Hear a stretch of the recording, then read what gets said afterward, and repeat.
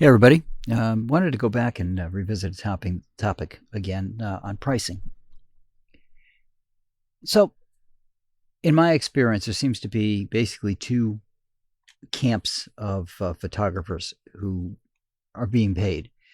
You've got the one camp where their margins are really low, and you got the other camp where their margins are not, where they have some uh, breathing room,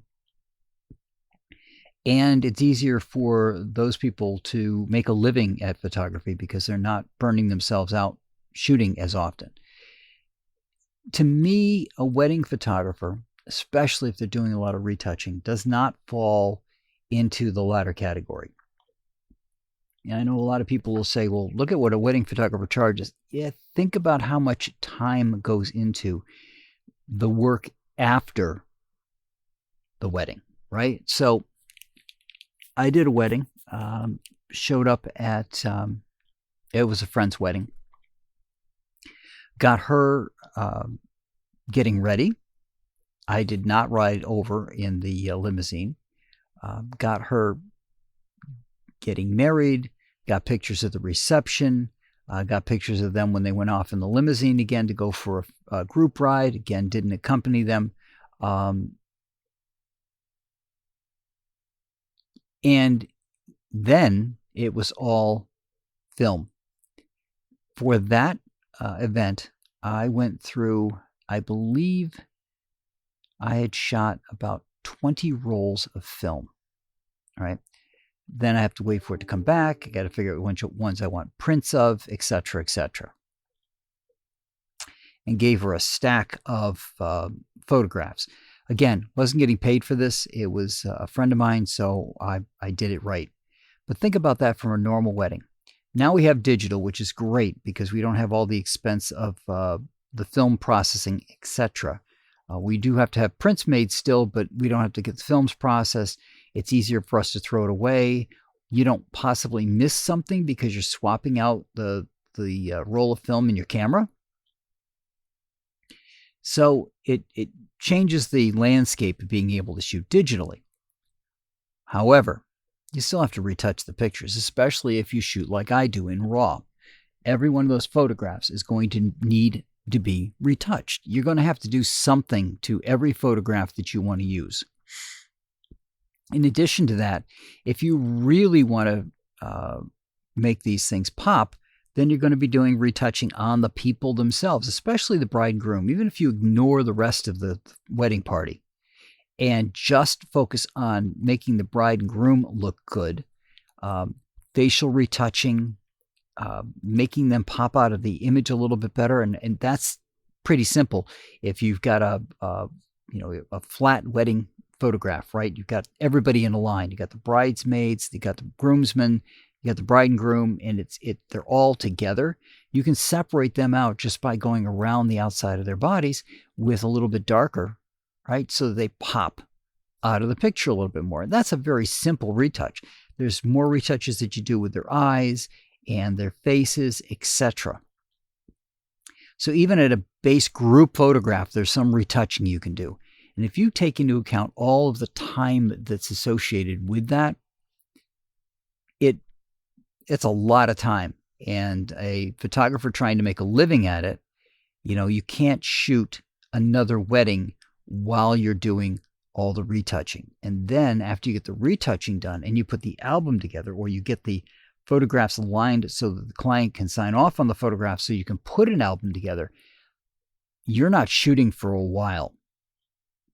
So you have to charge higher. Then you get the people on the other end of the spectrum that do completely the opposite, where they're shooting inexpensively because they want everybody to have photographs, which is great. I applaud that. But in order to do that as a professional photographer, you're shooting a lot and you're not doing any retouching. You're not doing your clients any service by doing it that way. You're basically shooting them and kicking the photographs right out the door. And of course, the other end of the spectrum is, especially when you're talking a boudoir photographer, where the prices are higher because it is a very, I won't say niche environment, but you're going to be putting together an album. You're going to be, you might have hair and makeup on site so that they can get touched up as needed during the shoot. You've got to have an area that you can shoot in. Obviously, you're not shooting a boudoir shot outside typically, not without some kind of tent or protection around it so that people aren't stopping to gawk. So there's a lot more to that. And you've got the retouching to it as well. Again, maybe as much as with a wedding, depending on how much retouching you do in the wedding itself. Again, if you're shooting a wedding and you want to make sure that the bride and groom's parents look the best they can, you're going to expand what you're going to retouch and how many people you're going to retouch. Whereas boudoir, you're just dealing with the one subject that you've got. So your margin can be a little bit more on the buffer side, if you will. You've got more money coming in than the time that was going out. So you're getting paid, if you were looking at hourly, a good hourly rate to do that. Whereas the other ones, not so much. It's a much lower margin. And the reason I want to bring all this stuff up this year is everything is going up. It was going up last year. It's going to go up this year. And from the looks of it, it could be going up for the next 2 years. Part of it's going to be based on gasoline. We get everything via gasoline, including gasoline, right? The trucks that deliver your gas use gas. So every time that any of these prices go up on gasoline, everything across the board goes up because all the transportation costs of getting it from the manufacturer to you go up. If fuel costs go up, electricity costs could go up. Now the store you're getting it from has to charge you more because they're paying more, either in rent to another organization, or they're paying more themselves in all of the expenses for electricity. So that means wherever you get your photographs printed, that may be going up. You're getting albums done, that may be going up. With all the tariffs in place, who knows if you are buying an album from a foreign nation, are they going to end up having to put a tariff on the stupid thing, right? It used to be there was, I think it was a $700 limit. Everything under $700 was tariff-free regardless. Now the idiots in D.C., well, the one big idiot, decided, no, we're going to tariff everything because he doesn't understand any economics or finance whatsoever. And that means that when we get a book printed, if that book is coming from a foreign country, we could end up having to pay even more for it because of the stupid tariffs that were put in place. Now, if you're on the low end, you're probably not worried about books and things like that. You're either got your own printers or things that you're doing to print up these photographs, or you've got a local shop that you're using. So either the local shop's going to end up charging more, or if you got printers that you're using yourself, you're paying more for the electricity, and who knows what you're going to have to pay for the inks, right? Because with all the different things going on and how things are manufactured, the plastics that go into the inks, some of it's petroleum-based. Where is that all going to level out? We don't know. So what you have to do is you have to plan for it, which means you're going to have to go through and change your pricing. I don't care which end of the spectrum you're on. Maybe if you've got enough money coming in, you've got a cushion in there. You don't have to worry about it immediately. But if you're a boudoir photographer who doesn't have their own studio, or even if you do, you're going to have to pay more for the studio, but you're renting hotel rooms or things like that to do the shoots, that could start going up. Your travel expenses to and from places are going to go up.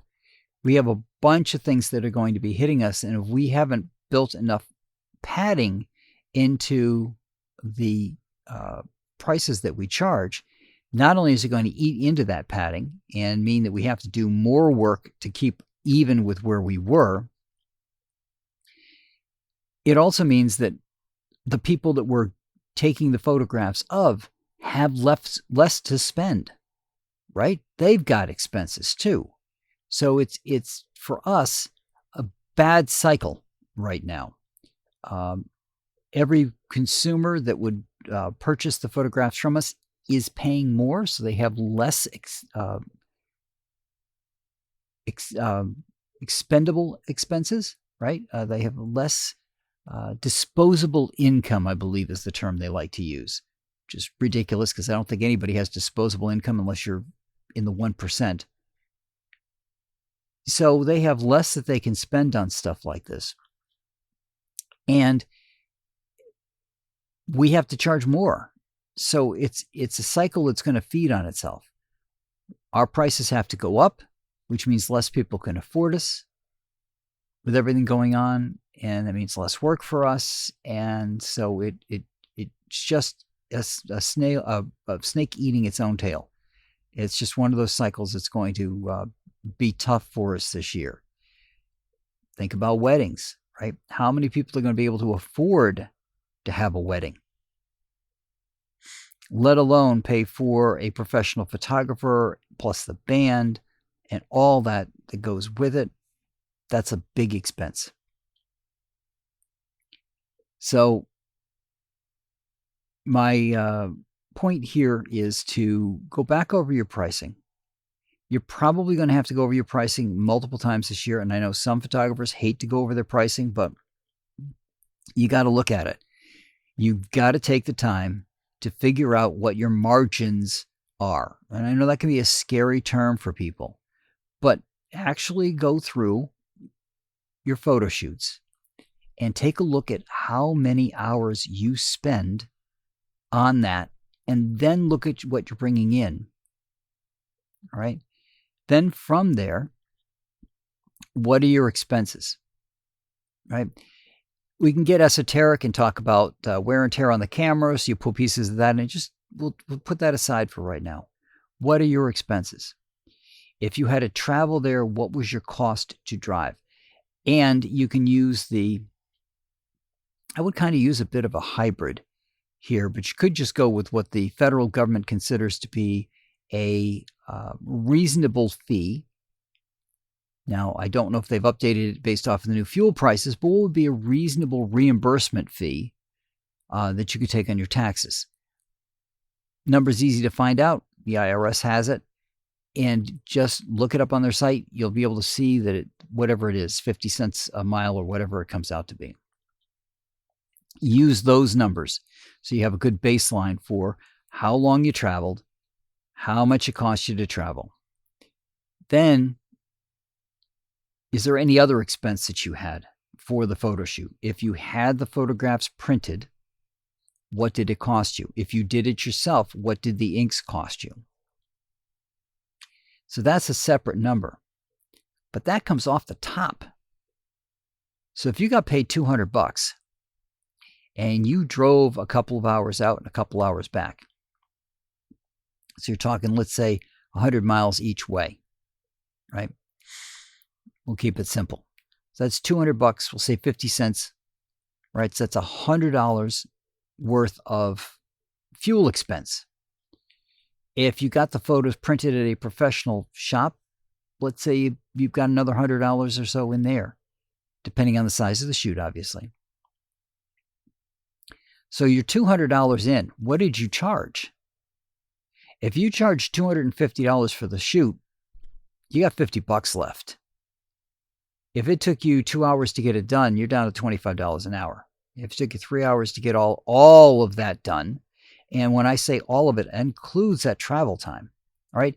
You took the fuel costs off, but if you took 2 hours, an hour out and an hour back, let's say for travel, that comes off the top. That's time that you can't make money. So you've already got 2 hours into it. You're down to $50. You made nothing. It looked good, right? You got money coming in, and you don't see all the expenses immediately, like how much your time was worth or what the fuel costs were going to be necessarily. But it went out the door.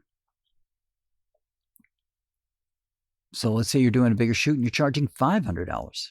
All right, you're already $200 in the hole. You got $300 left.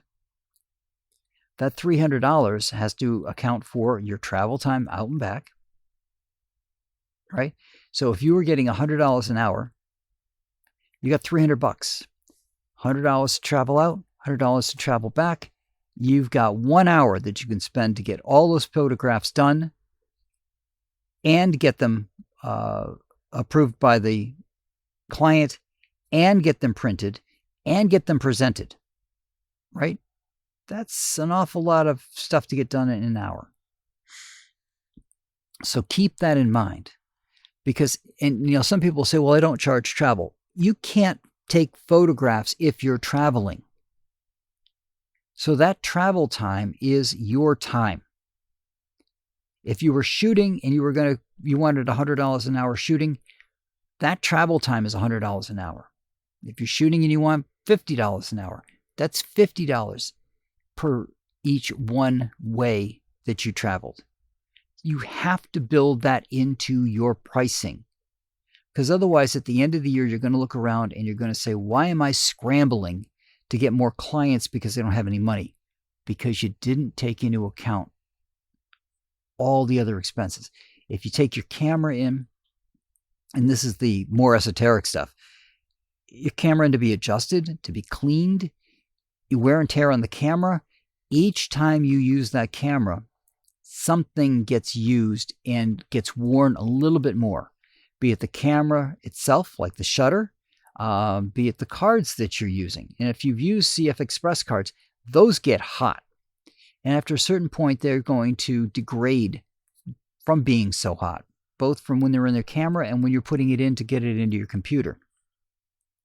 High-speed digital devices heat up quickly, and a lot of them don't have a great way to dissipate the heat, right? They're small. They want to be thin so they can go in your camera. They don't have a way to dissipate the heat.